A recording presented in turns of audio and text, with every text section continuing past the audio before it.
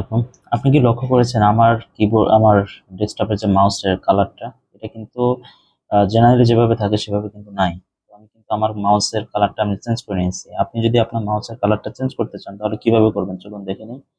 আপনি হচ্ছে প্রথমে সার্চ বারে এখানে লিখবেন মাউস, MOU, মাউস সেটিংসে যাবেন। মাউস সেটিংসে যাওয়ার পরে এরকম পাবেন।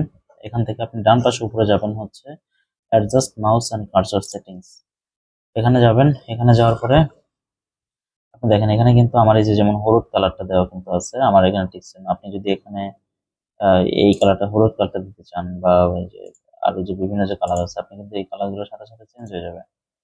ঠিক আছে, এই মাউসের কার্সরের সাইজটা যদি আপনি আরো বড় করতে চান তাহলে সেক্ষেত্রে আপনার এখান থেকে সাইজ বড় করতে পারবেন। এখন আমার এটা কিন্তু এই যে মাউসের সাইজ কিন্তু বড় হয়ে গেছে।